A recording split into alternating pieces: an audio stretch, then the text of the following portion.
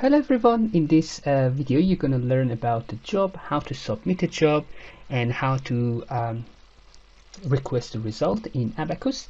The job section is quite simple if you do all the previous tasks correctly. So if you have completed all the tasks associated with a model definition, you must utilize the job to assess your model. In job you can submit analysis, you can monitor it, and once the simulation is done you can request the result. Now let's look into this in Abaqus software. Right, so in Abaqus I'm going to show you how to submit a job and how to basically look into a result that you have, but because the job section is quite simple in comparison to the previous section, so you do most of the difficult parts in the previous section that we had from the part 2 optimization, and the job is pretty simple. You basically only create a job for the task that you have already created and you run it, and if there is no error then you basically wait for a simulation to be done, and you can see the result. The only challenging part in the job section is when you get the error. So because of that, I've actually deliberately created some mistakes in the tasks that in this example. So one by one we can go through it and we can see the error. These are common errors that even a professional they might face, because it's very normal that you, when you creating your task, you forgot to apply a section to the part, or you didn't apply a mesh. So these things are normal, but knowing when you get an error, then you know that exactly where is the problem, so you can quickly go there and fix it. That's basically a skill that I want to show you. So before doing that, I want to show you something in Abaqus. So basically when we create our task, if we go to model and if we go to edit keyboard, so I have these 7 examples, and by the way you can download these from the resources section, and if I click on example 1, you see that edit keyboard will appear here. So everything that I have done in the previous task from part to optimization will appear here. For instance, let's look at this one. So I have a material, as you can see, is elastic, is 2.1, E5 is basically still, and that's a Poisson ratio. Or the step that I created, so as you can see the nonlinear is off, and so I have the minimum, so that's the initial minimum and a maximum, and then the bound recognition, what we apply, the load, so everything will basically appear here. So this is something that in advanced part of the software you would be able to modify this and write your comments here, which, for instance, let's imagine something is not available in Abaqus, then you can basically request by writing it here, you can request it. But these are basically the advanced, and it's not aim of this tutorial, but I just want to show you how you basically can see what you have done in the software, and it's actually really good to know and understand these things. So for instance, as an example, if you see any code that you want to apply it in your model, you can actually come to edit keyboard and you basically modify this. So this is just a short explanation of the edit keyboard and how you can modify it. Let's cancel this one and let's go back to a job section. In job, simply once you create all your tasks, what you can do, you can right click in the job here, or from here you can create a job, and then from here you have to select which one you want to run. And for instance, I'm going to run example 1, and I will simply call this ex1 and click on continue, and here we have a different tab that So basically the submission is the type of the job that you're gonna run for this simulation. So when you say full analysis, is basically you're telling a software to perform a complete analysis of your model and write a result to the output database. The recover is only available when you have an explicit step in a step section. When you create your solver, it's only available for explicit, and this is the case that you can basically recover your simulation. Imagine, for instance, you run a simulation, and due to a limited storage available in your computer, suddenly simulation stops because imagine, let's say you have 100 gigabyte, and after running a simulation you fill that 100 gigabyte, the software will stop because it doesn't have enough space to write the data in the storage section. So with recover, you can come back once you provide the extra space, then you can recover your simulation. Or let's say, for instance, you have a network problem. If you're using your licenses on the server, and you suddenly lose a network, and the licenses stop and your simulation stop. So that's another thing that you can basically recover it. And then also we have restart, and we normally use this one when we want to use data from previous analysis by using edit attributes. So basically this is the one that again, it's the advanced feature of the Abaqus that you're not going to learn in this tutorial because this is just simply a beginner tutorial. But imagine if you have a let's say you do a thermal simulation, and you find a thermal stress, and you want to use those thermal stress that cause the displacement. You want to bring those displacement from the previous simulation to this simulation. This is a way that you basically can import your job from the previous simulation to the next simulation. And basically use the data from the previous simulation in your new simulation. Another example of that is when you have some, so when you run a simulation, you have a failure, and then in the second simulation you are trying to reinforce your, let's say, beam, to see that how those reinforcement will help the failure that you had in the previous simulation. So I'll keep this one on a full analysis for this simulation. And so run mode, we have background, we have queue. I mean, we keep it as background because you're using it on a desktop. And then we have a general here. Again, another advanced feature of Abaqus is a subroutine, which is basically a you can write your own code, and let's say if you have material properties that you want, for instance, let's say you want to simulate a failure in composite material, and you're not happy with the current material properties or material behavior that you have in the property section. So you can basically write your own code and use a subroutine and import it here and apply that to your job. Again, this is another advanced feature that we are not covering in this course. Then we have a memory that, again, you can dedicate how much of your processor you want to use, and also you can have the memory allocation. Currently is based on a percentage, so I'll let the software to use 90% of the available memory. And in parallelization, you can use the number of the processor that you want to use.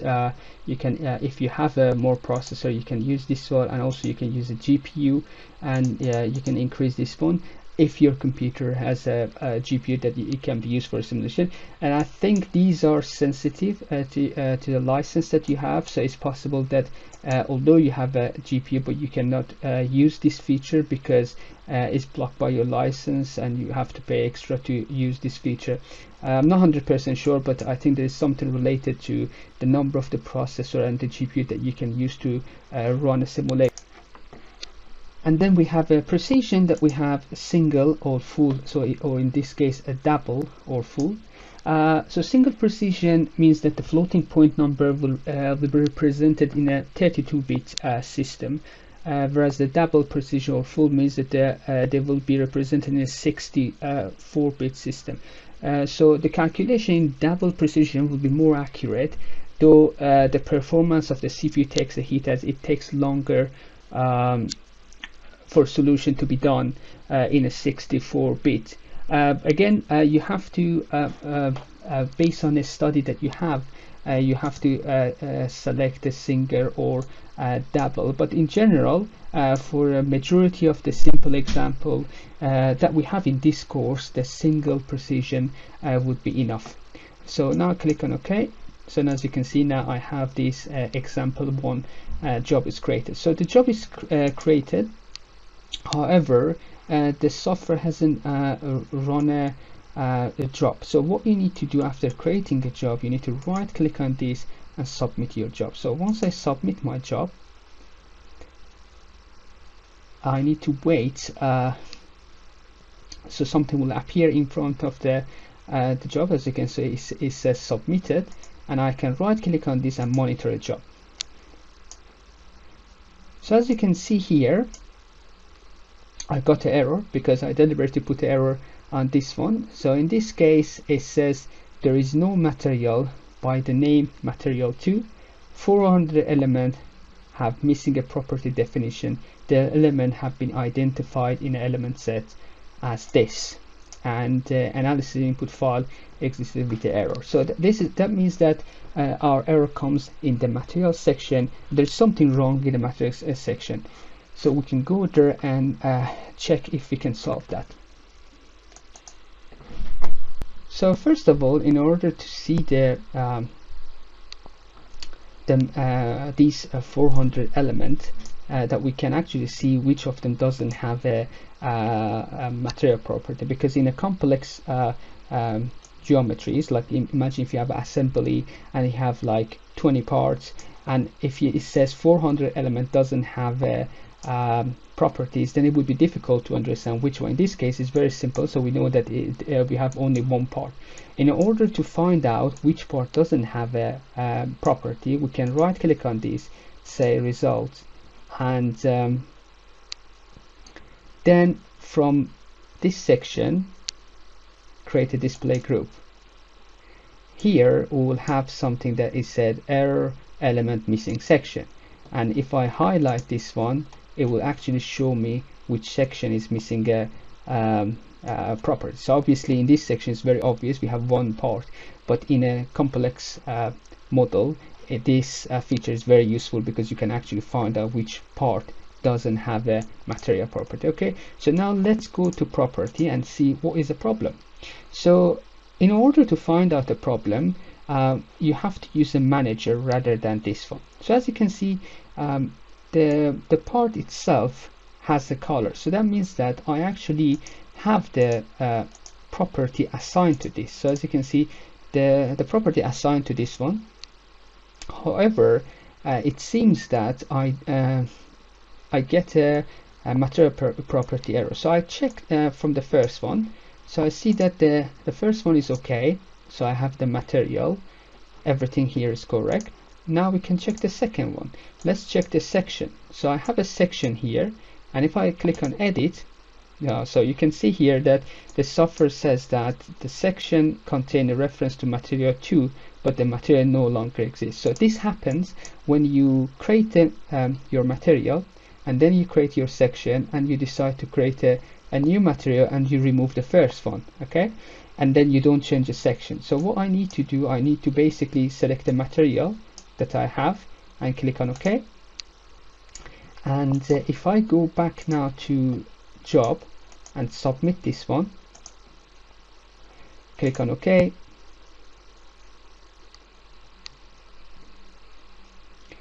and wait for software to be done. As you can see, the job is uprooted, so we have to just wait for the new simulation to be done. And again, I can monitor a job, And in monitor section, as you can see, the job is done in one increment. It was a very fast simulation. Here we have some stuff that is quite important to check. So in monitor section, as you can see, the first comment is started, the second comment is completed. So this is the one that when it says that you don't have any job, any error, so you can actually wait for a result to be done. So if this completed doesn't appear, that means that you have an error in your task that you have done in the previous section. And once you reach to the third line, when it says completed analysis input file process, that means that you have done everything correctly, and now after this you have to just wait for the software to be done basically. Any error will appear here, and if you have any warning, so warnings are not generally stopping your analysis, but sometimes it's possible that it would affect your result. For instance, imagine if you have a mesh distortion, however this mesh distortion didn't affect the convergence, you got a result, but you might have an error here that some element got distorted significantly, and that might affect your result. So in that case you have to actually look into your result to see that if those distortion will affect your result. But there are many examples that here the warning might appear. The output is basically this is the one that the result will go. So it's going to go to C file in a temp section, in temp folder, and that's going to be the name. Data file is basically the file that the simulation file, and if you go down here, it will tell you the time used by a computer, so user time, system time. So as you can see, it's a very it was a very fast simulation, and total CPU time currently is 0.3. So this is a thing that you can find out how much time you have spent on your simulation. And this is very important for a mesh study. When you do a mesh study, you have to always think about how the meshes will affect your CPU time. Also, we have to have the element number as well. So if I just, oh yeah, so this is another one. So problem size, you have the number of the elements that you used, 400, number of the node, 736, and then also so number of the node defined by a user, basically is the same thing. So these are things that is quite important. So problem size and the CPU time that you can extract from data file. The message, you will have the same information, again the CPU time, and here basically what you have here will appear in this section that you can basically copy them or put them in Excel file if it's required. So we are done with this job, and if I so I have done submit, I monitored it, and when the simulation is done, and I can click on result to see the result. So once you click on result, you go to visualization section, and that appears here at the bottom, and from here we can see the result that we have here. And this result basically come from the step section. So in the step section, whatever you request here in a field output manager will appear in a visualization section. So if I go to a step section here, and as a default, Abaqus will have some output for us. So the default output for Abaqus is going to be stress, strain, different type of strain, and displacement, force. These are reaction force, and also stress contract, that contact stress basically.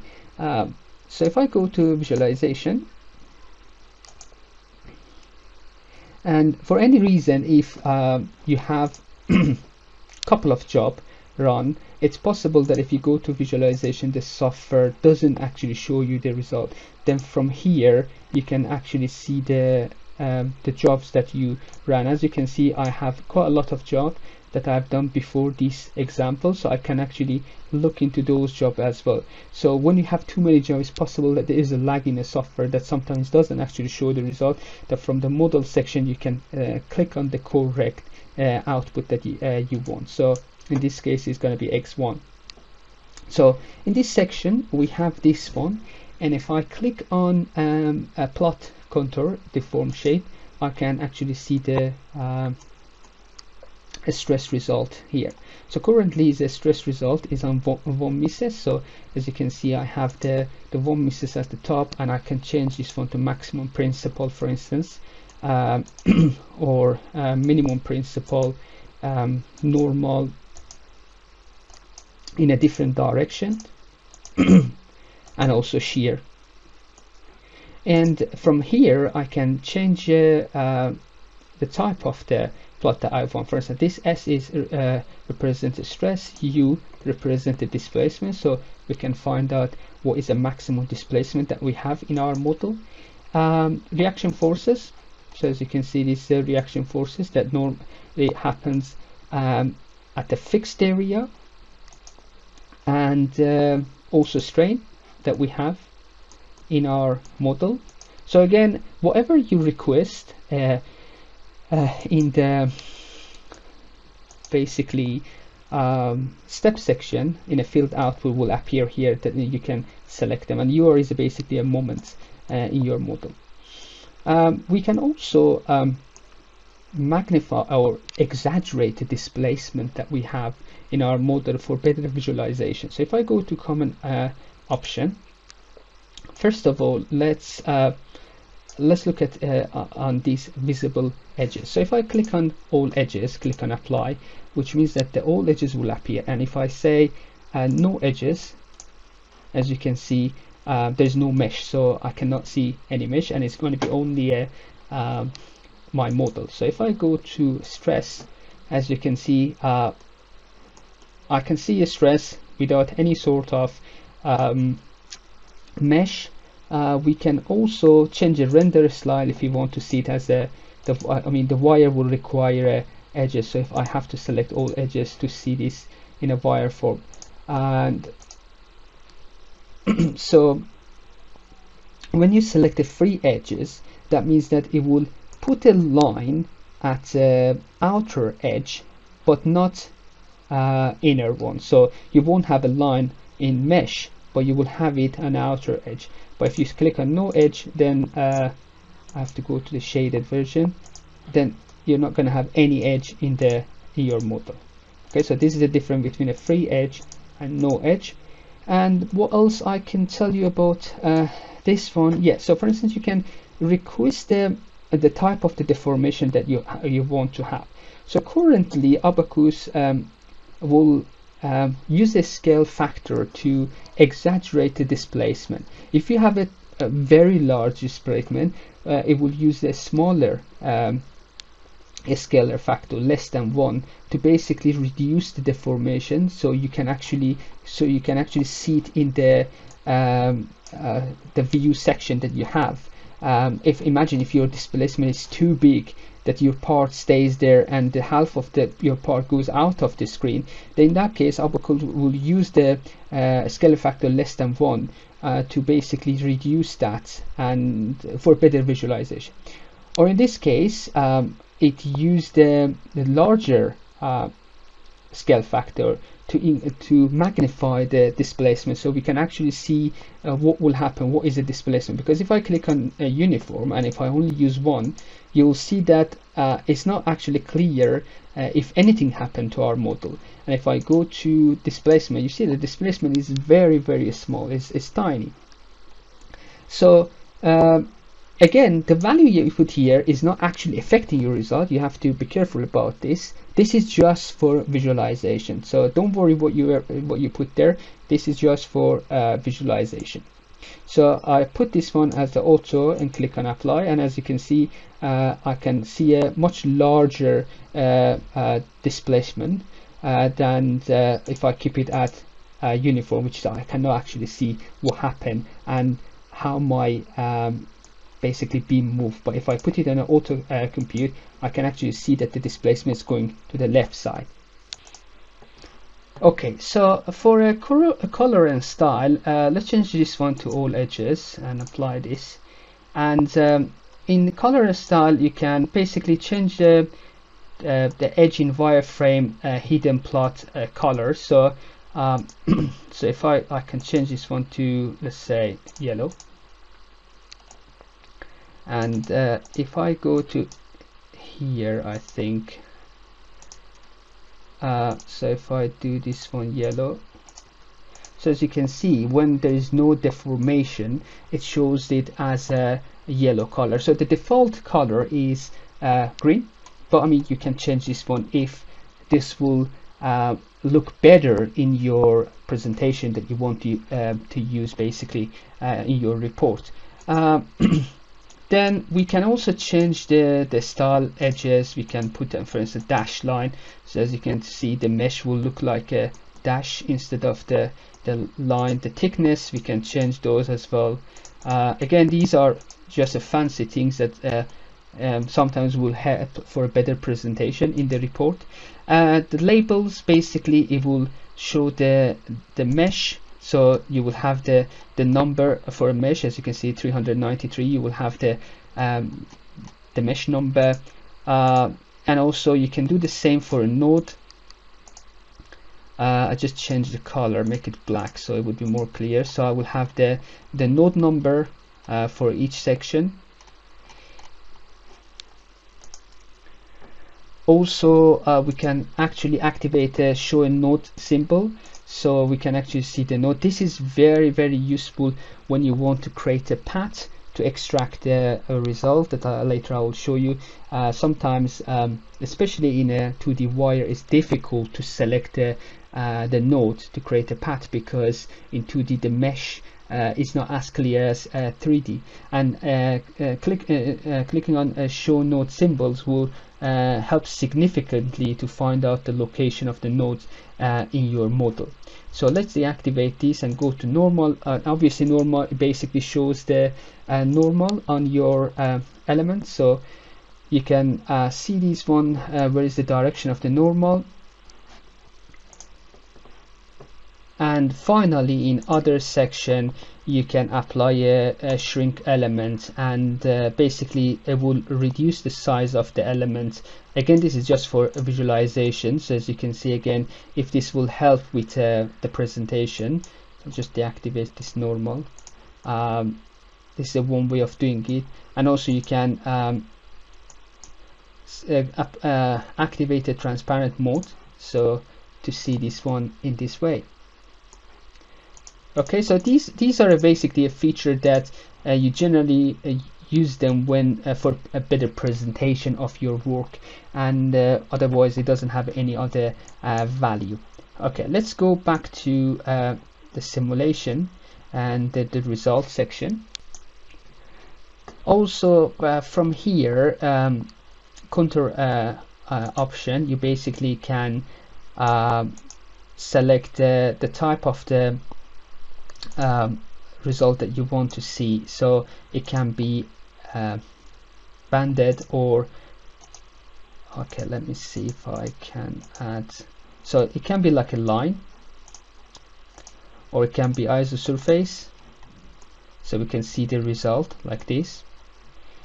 And we can put the contour as a continuous, so as you can see, there is a district line that we can actually see the difference between the two colors, and we can get rid of that by putting it on a continuous, so you will have much better plot. Again, this is a would be much it would look much better in the report in comparison to this one. And obviously you can increase the number of the discrete, so I can say 18, so this will increase the number of the colors that we're going to have here. So if I put a maximum, I think it's 24, so as you can see here, we can see much more number here, and I think that the default value is 9 or maybe more than, so it's 12 maybe. Okay, so this is a way basically you can increase the numbers here and the number of the color. In the color style, you can go to a spectrum, and here you can change the type. Currently is in rainbow. You can make it black and white. You can make it blue and to red. So there are different options, and again you choose them based on the way that you want to present them actually.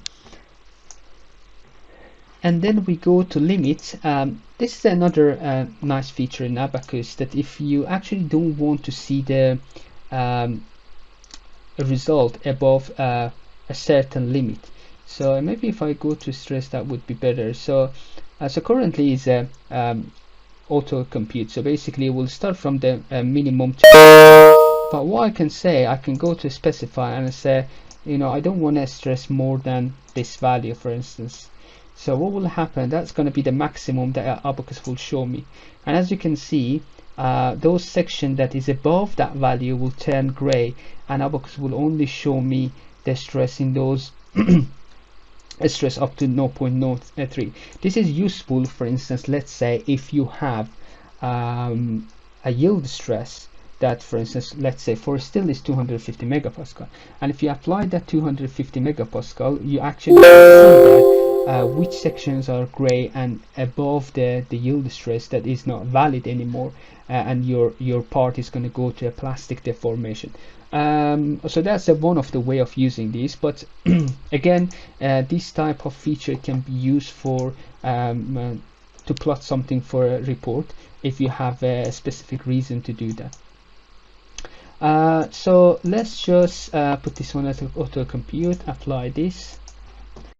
So there are also more features here, like the animation and section code and the prop value that I'm going to show you in the next example, because here we only had one increment, and it would be better to, for instance, show you this animation in the one that there are more increments in the result section.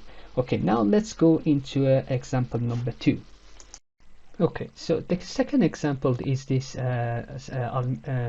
single lap joint made out of aluminium, and yeah, there is adhesive in the middle. Let's just create a job for this one,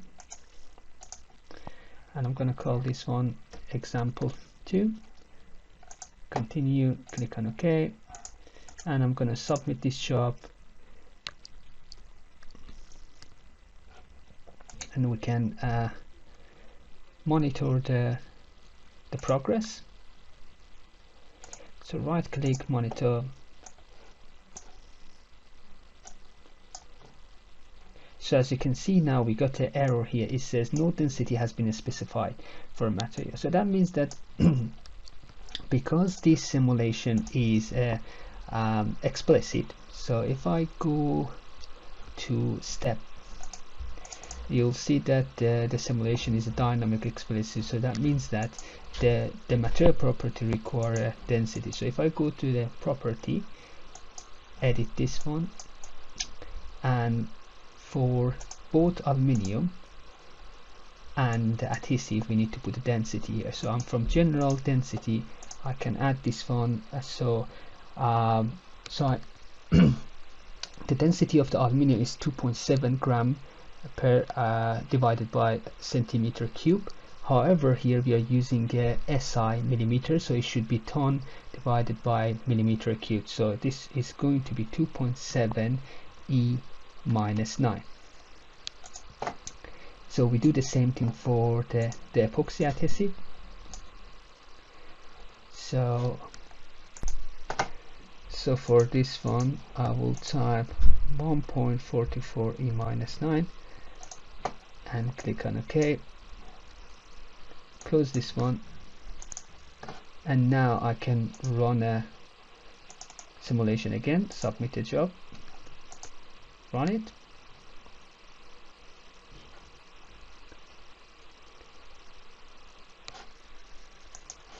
So we can monitor it again. So it's running, so we just need to wait to see that if we're going to get any result. Okay, so while the simulation is running, I actually can see the result while the simulation is running. So I can right click on this, say show the result, and if I say plot, I can actually see the the bottom adherent is actually moving. So there is no, it's clear that there is no contact between these, so there is no interaction defined between these two. So in these cases, what I can do, because I'm not happy with the results, so I can right click on this one and kill the job, because I don't want to spend more time on this simulation which is wrong.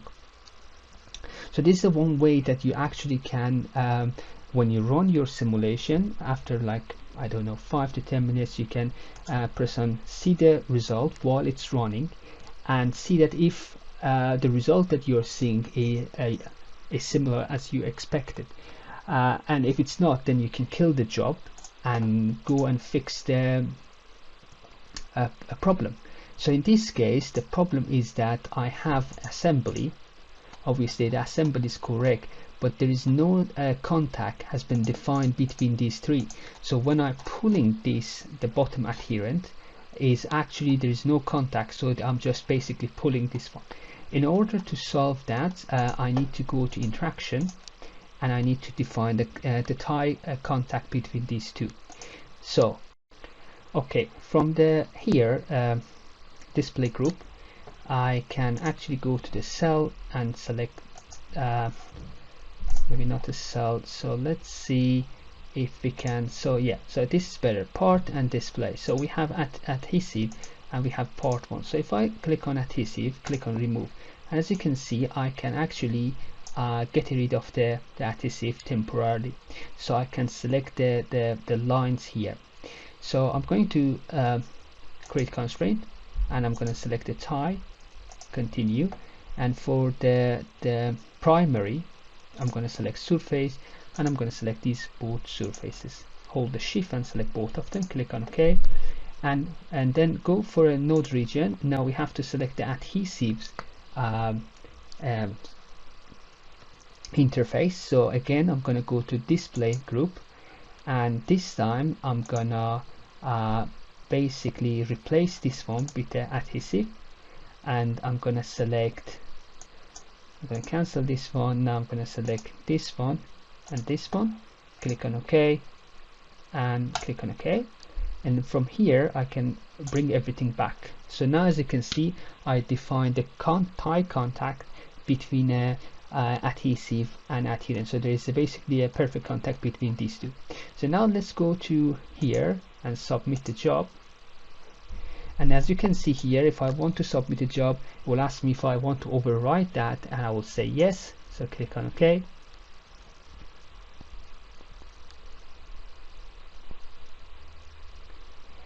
And just wait for a result to be done. And we can monitor this one.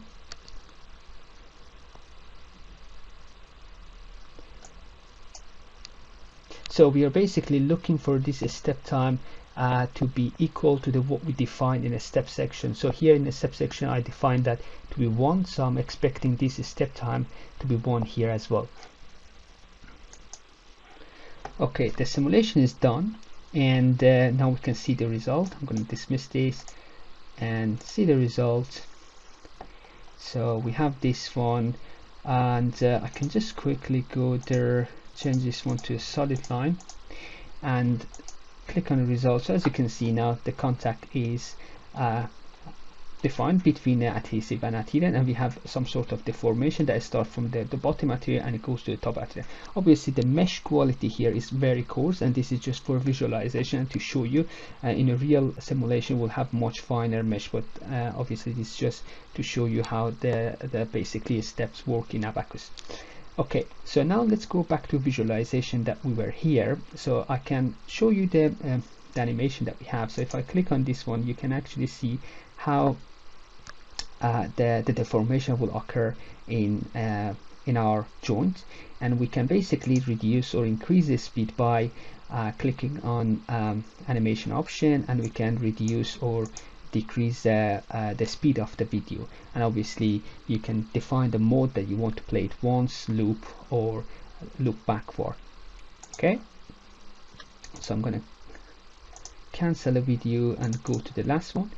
Another nice feature in Abaqus is to use a probe value. So if you want to actually see the stress value or displacement value at a specific point, then we can use the probe value that we have at the bottom here, and by going to nodes or elements, so we basically can see the stress at the element, and the stress basically the result comes from integration point. Also, we can ask the result to come from the centroid.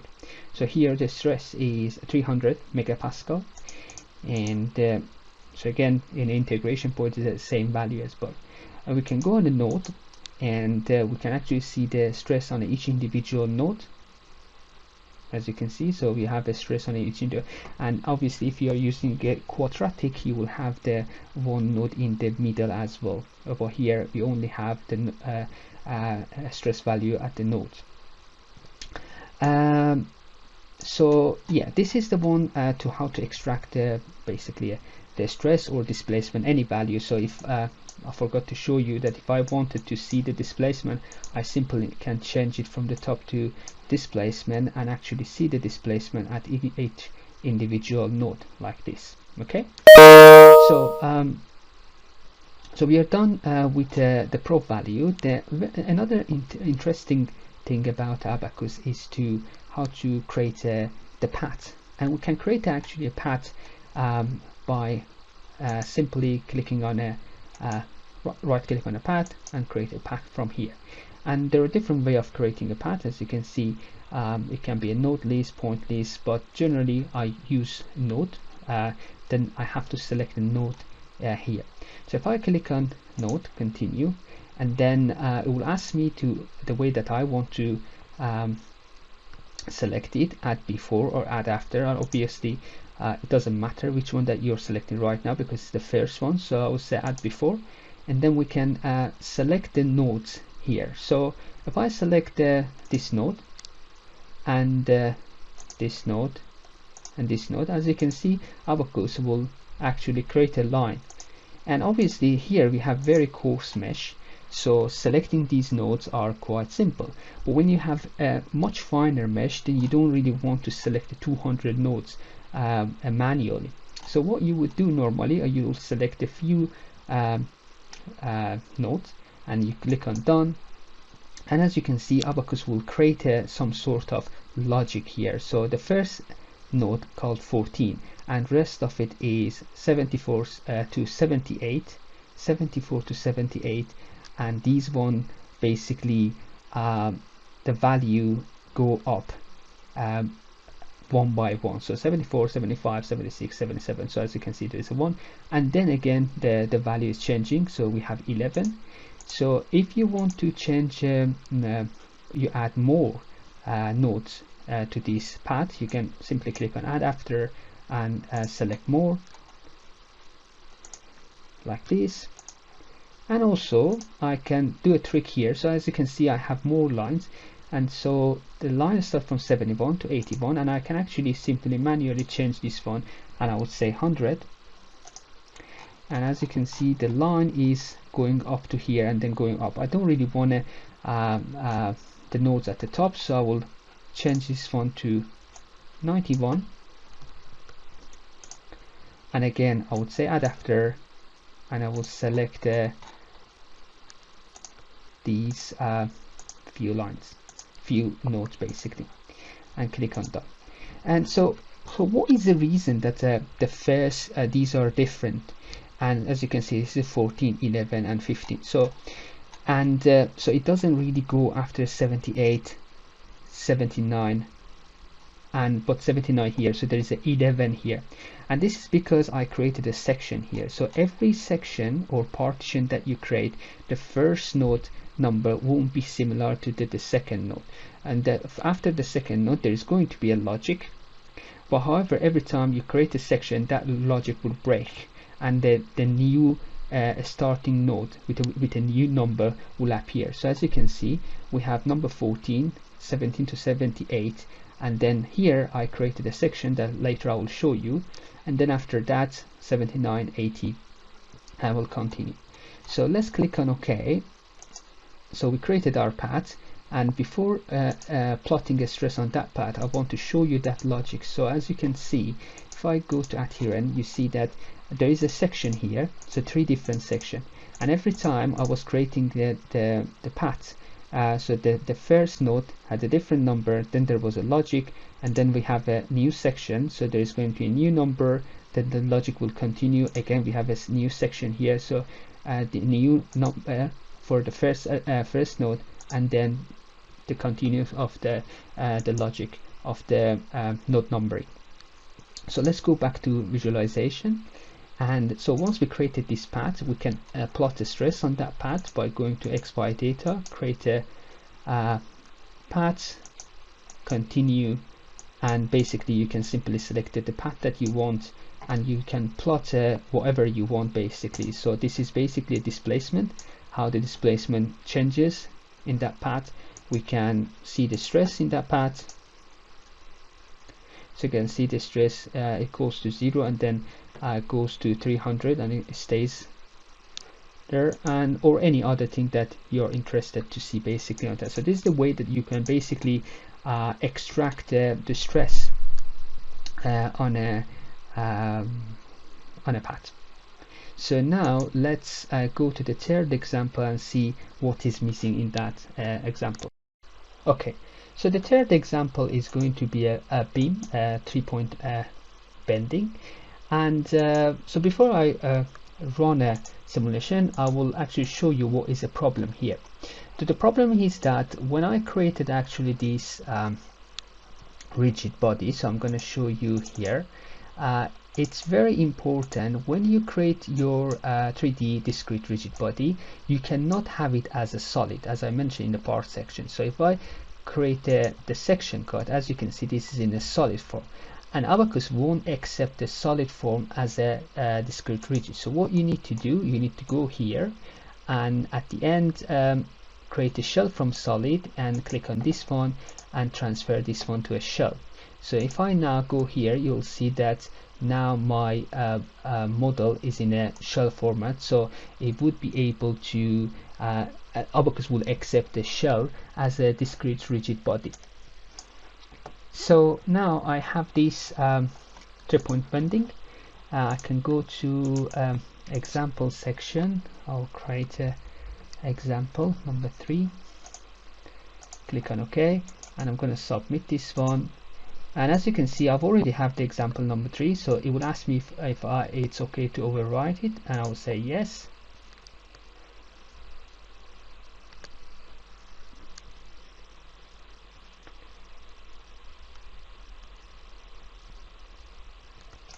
And just wait for a result to be done, and we can, so this is completed, and we can see the result in a few seconds.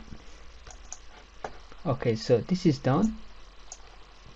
I'm gonna click on result, and we can see how the deformation happened the beam. So if I click on the animation, you'll see that how our steel beam will deform under this rigid body. So as you can see, there is no stress on a rigid body because it doesn't have any material property, so there's no deformation or distortion will happen on a rigid body. And you normally select the rigid body when you're sure that the beam or the part that you have is much weaker than the projectile, so projectile won't get damaged during the testing. So in those cases, you normally use the rigid body to basically model a fixture and projectile. Also here we can use a section cut. So as you can see, if you want to see a stress, so if I go here, so as you can see, we can see a stress at the inner part of the model.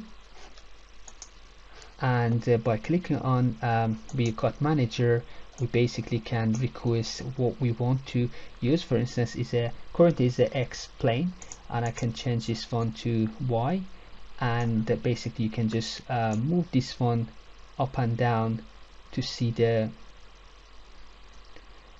section cut, or we can also do it in a Z. So as you can see, our rigid body is made out of a shell, so the inside is empty. Okay, so yeah, that's everything about this example. The next one, I think that we have the video is already too long, so I will stop at example 5, which we're going to find out the problem, and we will try to solve it. So now here in example 4 we have this simple truss. Let's just create a job for this one. We call it example 4 and submit a job. So as you can see, the first thing that we get here, the following part is that are not mesh. So it will tell us that the wire hasn't been meshed. So I would say no. Okay, I'll just go back to mesh section and I will apply a mesh for this one. And let's just say if I apply 2 millimeters. So first of all, I'll get rid of this render so I can see this one better.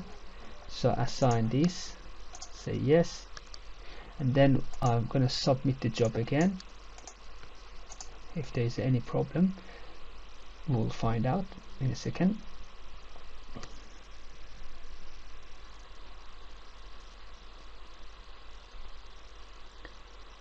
So let's just monitor this one. So the job completed, and okay, so we got the error, and it said too many attempts for this increment, so it couldn't actually solve a problem for our simulation. Okay, so these type of error that you get are the most difficult ones. So you say too many attempts made for this increment, but there is no actually a clear sign what is the problem.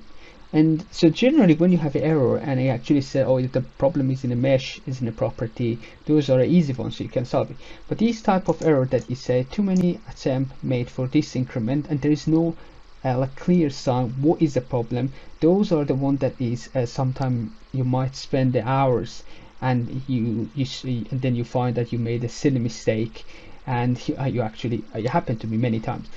So now let's find out what is the problem. So in order to find the problem for this type of error, you have to go to the common mistake that people will do. So first is a property.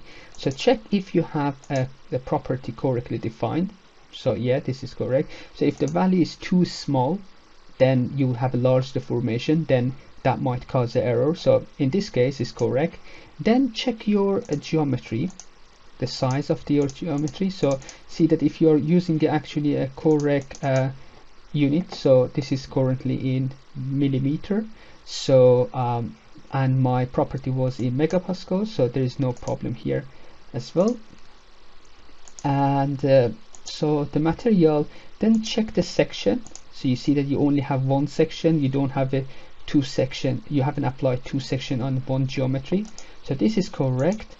And next step is to check the interaction. So in this case we don't have interaction because we have a simple body, so the problem is not going to come from here. And so it could be a load because we just applied the mesh, so it cannot be mesh. The error could be caused by a mesh if you haven't assigned, for instance, the correct element type. So if I go to part, if the element type is not correct, then generally here you would actually, the Abaqus will tell you what is the problem. But in this case, let's just go to load.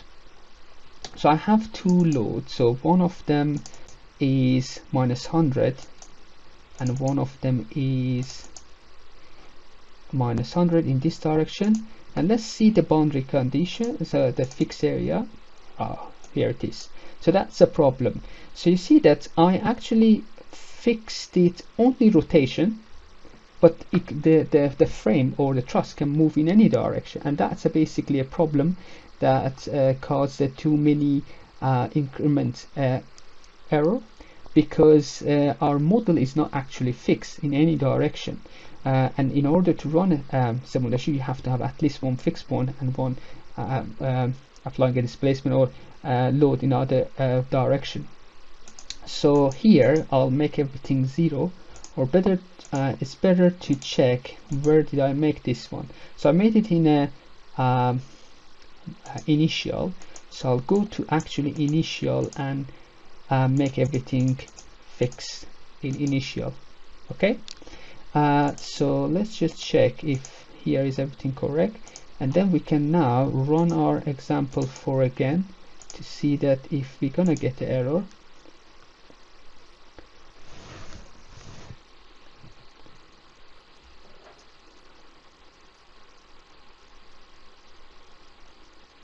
So let's just monitor this time. So the job completed. Let's see how long will it take. So the job is done after a 1 increment. Obviously we applied a very small load. So and I can see the displacement and the stress on the truss. So this is stress value is 126 megapascal, and this is going to be a displacement. And in order to see the this one in a 3D form, we can go to view, ODB display option, general, and render beam profile, so you can actually see the your profile here.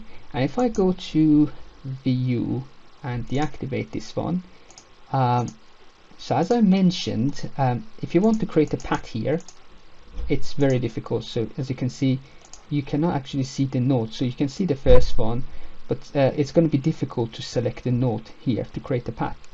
So that's a way. That's why we have this feature that I just showed you in this video, that if you go to label and if you say the show node symbol and click on apply, then you would be able to see the nodes, and it would be much easier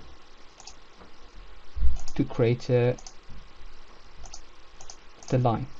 Okay, so yeah, this is the basic. I think that I've covered everything about the job, the basic stuff that is necessary for you to progress to a second section, which is going to be a basic example. I hope you enjoyed this tutorial, and I think that you would be ready to start a basic example in the next section. Thank you so much for watching.